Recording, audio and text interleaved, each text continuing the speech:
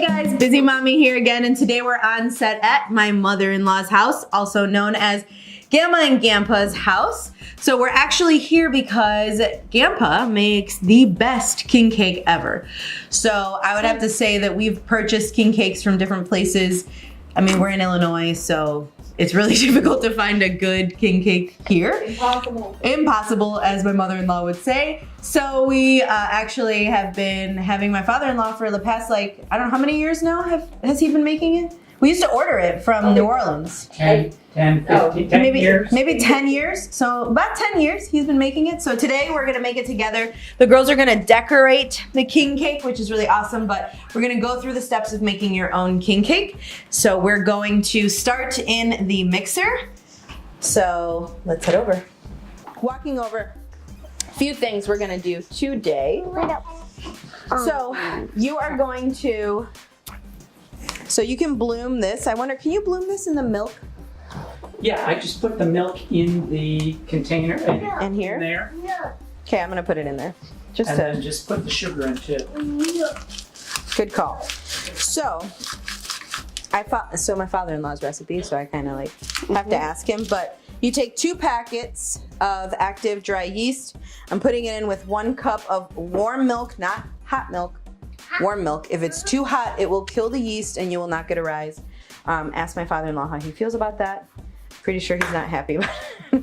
It has happened. It has Several happened. times. Several times. So we're not gonna let that happen. So I'm gonna mix this, and you know, Lily's just gonna sing around, but I'm gonna mix this together, and then we're gonna add all these ingredients to the mixer. Paul, do you add wet to dry, or do you have a special way to do Dry it? to wet. Go ahead and put everything in the mixing bowl first. Including flour? Nope, just Okay. put the milk Okay, in first. here we go. We're gonna put the milk in first with the sugar.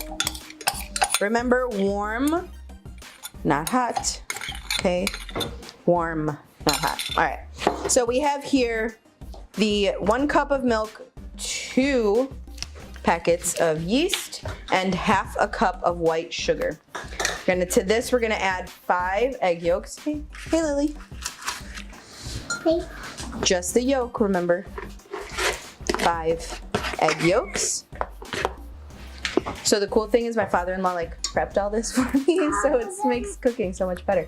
And then 1 stick of melted butter. Also make sure that it's not hot, because if it is hot, you're gonna kind of like cook your eggs and it'll be like a weird curdled thing. You don't want that, so.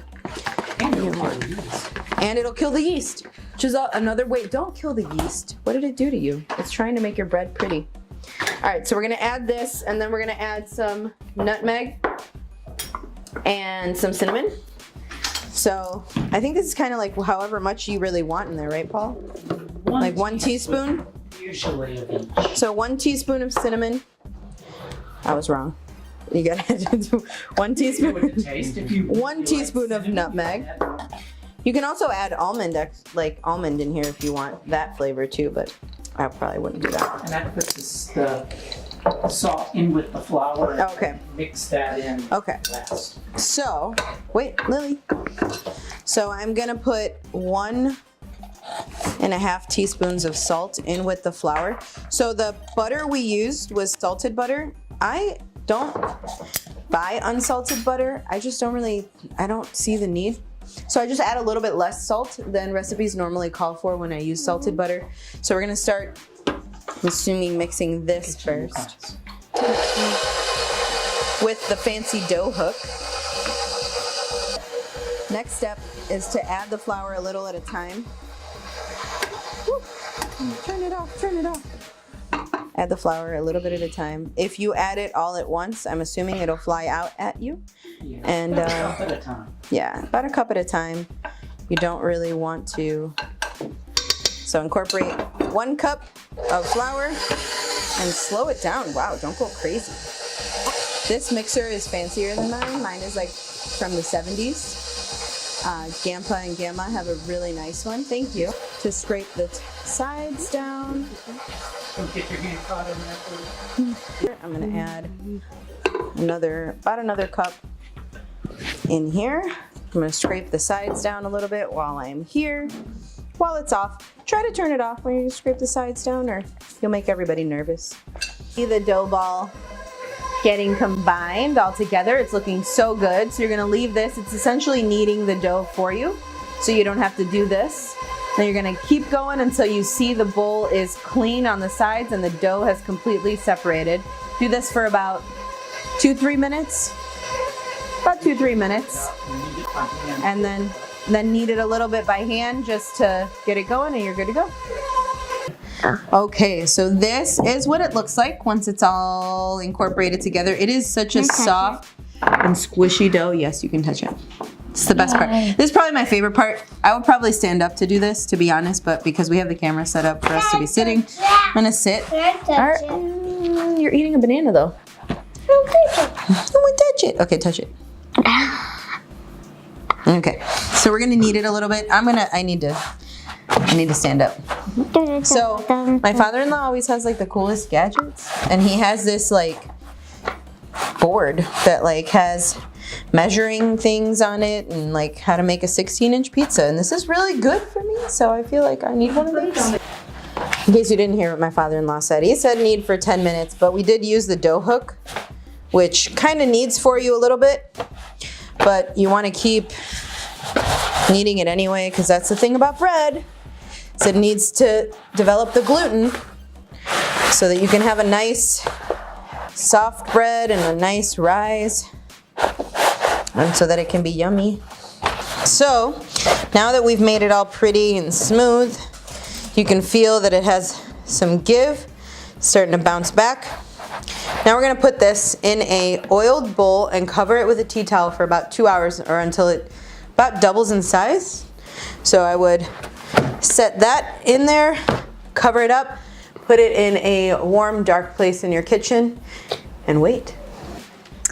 All right, so while we're letting the dough rise, we're gonna make the filling. So the filling is the best part of the king cake. It's the delicious, yummy, creamy, gooey inside. So what you're gonna do is you're gonna take 3 8-ounce bricks of cream cheese, your favorite cream cheese. You're gonna use let them sit at room temperature for about 3-4 hours. They'll get soft, so you can actually manipulate them a little bit. If you're gonna make the recipe right then you're gonna wanna go ahead and put it in your microwave. Now I wouldn't heat it up, I would put it on actual like defrost. When you use defrost, it makes it a lot easier and it kind of just works better. I would do that for maybe like 2-3 minutes, and then it gets pretty soft like this, kind of like, well, like creamed cheese. So to that, you're going to add about 1/2 cup of powdered sugar. You're gonna mix it up. And so luckily enough, my father-in-law makes pralines as well. I mean, what doesn't he do? So he makes pralines, and so we take a few pralines and we crush them up into this cream cheese mix. If you don't have pralines, which we don't have that many because, to be honest, I ate one when I got here. So we don't have that many pralines left. Pralines, if you don't know, are literally just butter, brown sugar, and pecans. And they are like the second best thing in the world. I don't know, I think I might like pralines more than I like king cake. Maybe that's why I like king cake, because of the pralines. I just made my mother-in-law gasp. So you can crush your pralines up if you have them, if you made them. I'm sure eventually I'll post the recipe. He actually used to make these a lot the difficult way, and now I think he makes them in the microwave. So microwave pralines, I mean, you just can't get any better than that. So that's what's gonna make this filling really yummy. I'm crushing them up a little bit. You can put them, he did tell me to put them in a bag and smash them up, but I decided I was just gonna use my hands apparently. So that's what I'm doing. If you don't have pralines, as I said, pralines are just pecans, butter, and sugar. So since we only had 2 because I ate one, I'm gonna add some brown sugar to this mix just to give it a little more sweetness. You can add brown sugar and you can add pecans to this just to make it taste yummy.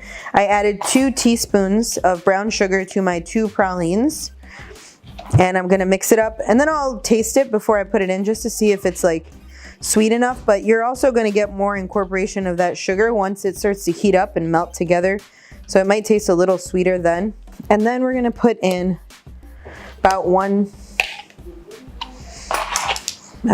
like 2 teaspoons probably, Paul? Just One? 1 teaspoon. 1 teaspoon of vanilla. So I'm gonna go ahead and taste this just to see if it needs anything. Nope, that is perfect. So I don't like it super sweet because I feel like you're adding the sugar at the end. You're gonna add all the icing. You don't need it super sweet. There's sugar in the cake. There's sugar in the mix. There's sugar everywhere. Less amount of sugar you can put in, the better. So this is gonna be all set. You're gonna leave this, set it aside, wait for your bread to rise, and then we're gonna fill and bake. All right, so we've put on our crown. We have let our dough rise for about 2 hours. So it didn't quite double in size. It probably like 1.5 in size, but it is definitely bigger than it was before. So now we're going to roll it out. So you're gonna put the dough out and you're gonna roll it. Well, actually, we're going to roll it to about, he said about 3 feet long. So you're gonna just keep rolling it into what is gonna be about a circle. This is, I feel like if I follow this actual chart that he has on here, it'd be like a 16-inch pizza.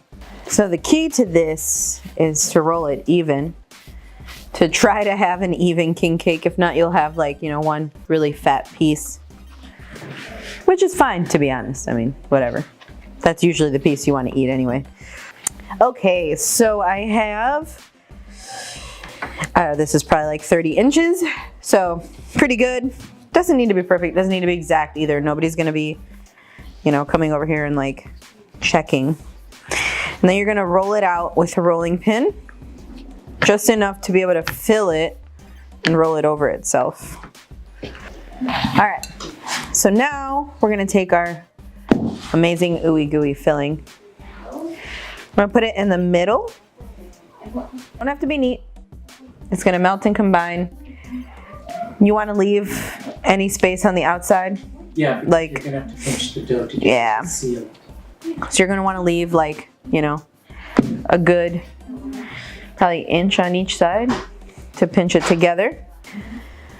So now that you've added your mixture to the middle, what you're gonna do is you're gonna slowly roll these together so you can pinch them together. So you wanna make sure that it's nice and sealed, or else you end up with, you know, cream cheese everywhere. So you fold it over. Now we're gonna make a nice circle. And by nice, I mean whatever shape it turns into. Okay. So once you have this all pretty, you're going to move it onto a baking sheet. And you're gonna cover it with a tea towel again and let it rise for another like 45 minutes, probably to an hour. Just let it proof again. We want another little rise out of it before we bake in the oven, and we're gonna, okay, so once it's out and it's done proofing for a second time, we're gonna bake at 350 for about 30 minutes until you get golden brown on the outside. Everything is beautiful. Let it sit, you're gonna let it cool, then you're gonna decorate. All right, we'll be back. Okay, so the king cake came out of the oven. We let it cool for a little while. Now we're ready to decorate, which is probably everyone's favorite part. So I'm gonna go ahead and put this cake down. So we're gonna make our own icing. So Stephanie's gonna set that up. So we have 1.5 cups of powdered sugar. So she's gonna put that in a bowl. So you're gonna make one big batch of white, and then you can separate it out into bowls to add your colors. So we like to add flavoring to our icing. There's a few things you can do. You can add vanilla. Stop. You can add vanilla. You can add lemon juice. That's what I'm doing. We're gonna add lemon juice. So we're gonna add like what, like maybe I'm going three? to put 3 in there. We'll taste it. And we'll taste it. Yeah, That's you the just kinda favorite see part. as it goes. And then we're gonna add some milk to it. Surprisingly, you don't need as much milk as you think you do. Go slow with it. Just Yeah. add a little bit at a time. Yeah, keep adding it until it makes. Or you'll have soup. Yeah, and you don't really want soup. Okay, once you have the milk Right. in, we put Karo in. This is a little, not everyone does this, but we like it because it makes the icing shiny and it helps thicken it up. This is just your plain Karo syrup. Yeah, it's like the light Karo The syrup. light, yeah, you don't want the dark just because you want the colors in there. Yeah. Let's see. And that was about a 1/4 cup of Karo syrup. Oh, no, that's good. That's The perfect. 3 teaspoons with this was, Perfect. that's good. A few things you can do. You can keep the white, pour the white all over the cake, and then add sprinkles for the 3 colors. So there's 3 colors. There's meaning for each color. I'm gonna let Stephanie tell you the meaning of each color, but it's purple, green, and gold. Purple is for justice. Okay. Green is for faith. And the gold is for power. It doesn't squirt everywhere. Okay, I'm going to show you. You give it a little squeeze and a drop comes out. Okay? How much drops? Put 2 more. Let's see. Imagine we'll need more. 1 there. Okay. And let's stir. Look at that. You guys can each stir a color. Wait, Yeah. I want to stir. Oh, she wants to stir the purple. She wants to Okay. stir the purple. All right, I'll stir the green. that a blender? So the cool part now that we're gonna do is we're gonna actually decorate the cake. Now that we've made the icing, it's actually probably the funnest part of this cake because you can drizzle things and make it cool. So Fun to drizzle them. yes. How about I show you, then you can do some drizzling, okay? Okay, so Gamma's gonna do purple. And you just go back and forth and back and forth. Yeah, and back and forth and back and forth. All around. And then someone will follow with the other color. Here, let me get it over where you can reach it. Oh, I see. Okay. We're gonna do all the colors all around. Yeah. Cool. There, how about I hold that and you get some. I'll do this color. Okay. You want to do some more purple? That's looking good, This girls. looks Here, let me hold that. awesome. Kind of tip it. There you go. All right. So you guys ready? Yeah. Should we let it sit? How long would you let it sit usually normally to like dry up? Maybe like 30 minutes? Or you would just eat it? I would just eat it. So I'm gonna get a knife. We're just gonna eat it. You're just gonna. We're gonna need I want napkins. I hope I don't have a baby in here because No, I don't want to have to throw another party.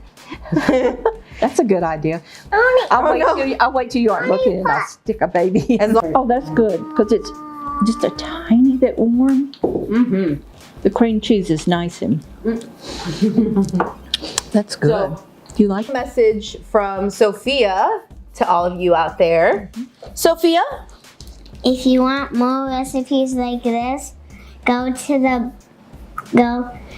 please like and subscribe. So yeah, so like and subscribe and comment below. Let us know. Send pictures. We'd love to see your king cakes. Oh yeah. That'd be awesome. Bye.